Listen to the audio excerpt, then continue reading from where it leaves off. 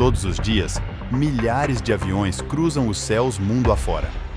A bordo deles, o equivalente a 3 milhões de pessoas podem ir a destinos que antes levavam dias, ou até mesmo meses, quando em viagens intercontinentais.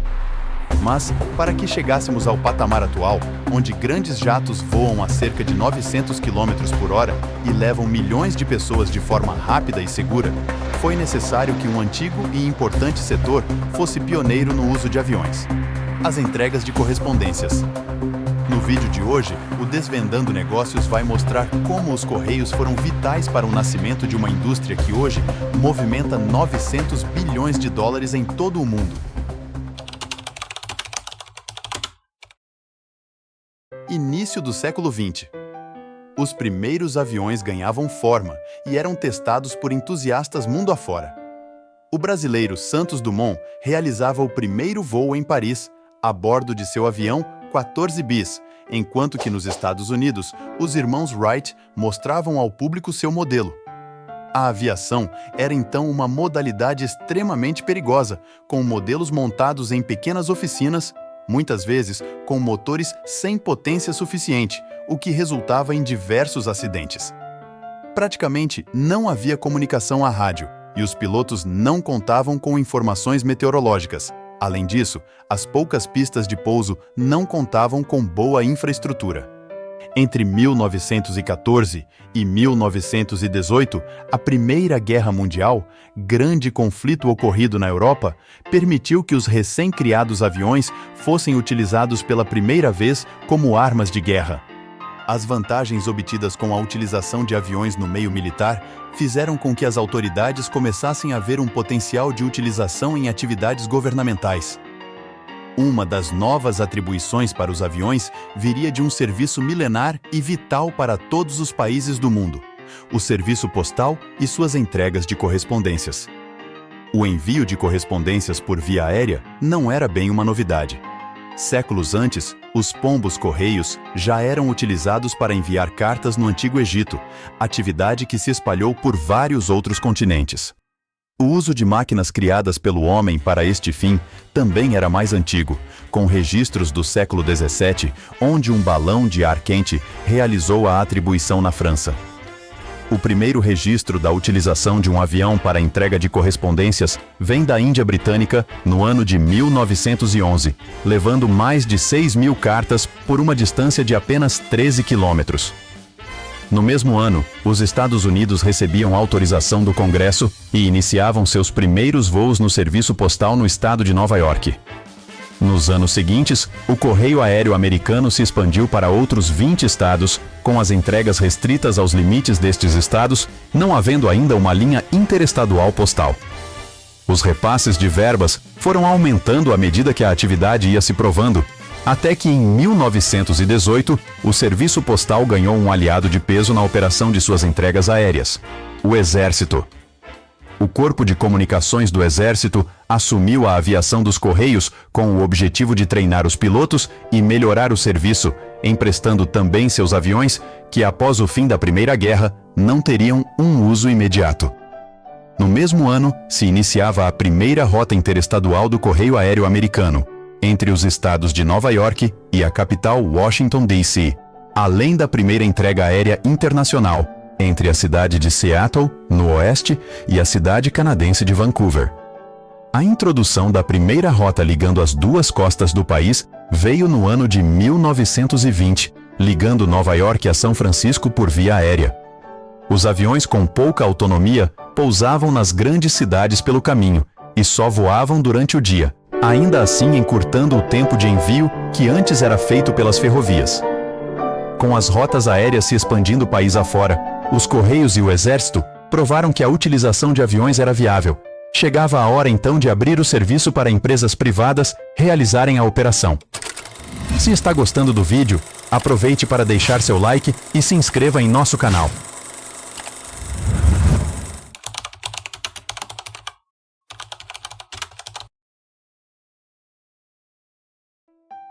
O serviço postal aéreo se expandia nos Estados Unidos, à medida que ia melhorando as condições de voo para os pilotos.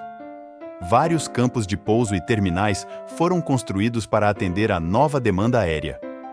No ano de 1925, o Congresso aprovou uma lei que determinava que os Correios deveriam contratar empresas independentes para operar suas rotas aéreas. A medida foi tomada visando o reinvestimento dos lucros obtidos por essas empresas no desenvolvimento da aviação e permitir o nascimento de um serviço de passageiros. Nomes que hoje são verdadeiras lendas da indústria da aviação eram então pequenas empresas que tinham visto seus aviões serem utilizados em batalhas na recente Grande Guerra, mas que agora estavam sem uso com o fim do conflito. Os contratos com os Correios seriam uma forma de se manterem no mercado e se financiarem para uma expansão com um serviço de passageiros.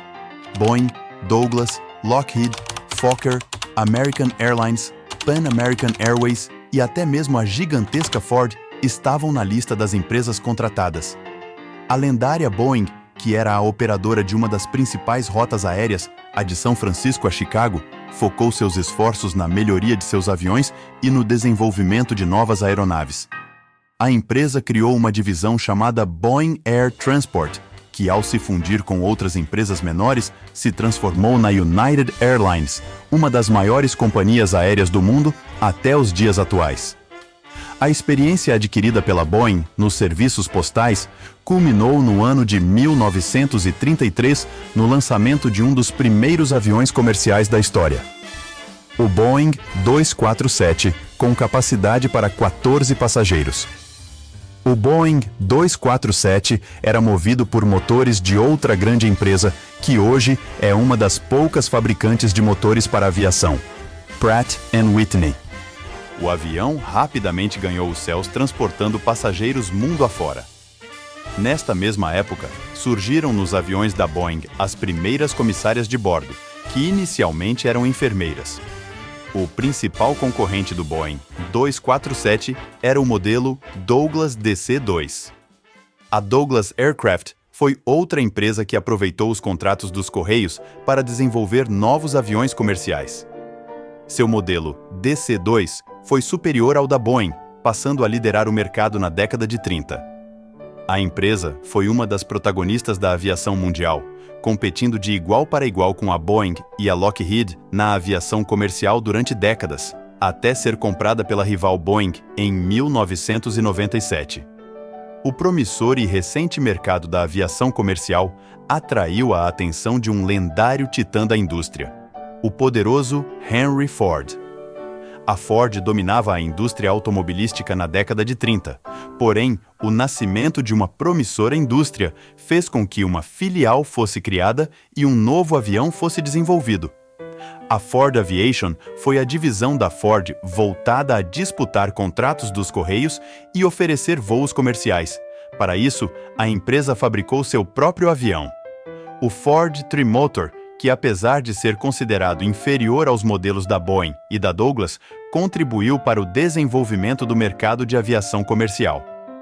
Pouco tempo depois, levado pelo avanço dos concorrentes, Henry Ford extinguiu a breve Ford Aviation e deixou o mercado de aviação. Levados pela necessidade de se cruzar oceanos com o objetivo de atingir cada vez mais destinos, os aviões foram evoluindo com o avançar do século XX, ganhando motores a jato e ficando cada vez maiores. Com mais de um século de história, o mercado da aviação evoluiu de um hobby para uma das espinhas dorsais da economia global. Hoje, apenas 3 fabricantes dominam a construção de aviões comerciais. A partir das entregas postais, a Boeing adquiriu alguns de seus principais concorrentes do começo do século XX e se tornou uma dinastia global, sendo superada recentemente pela rival europeia, Airbus.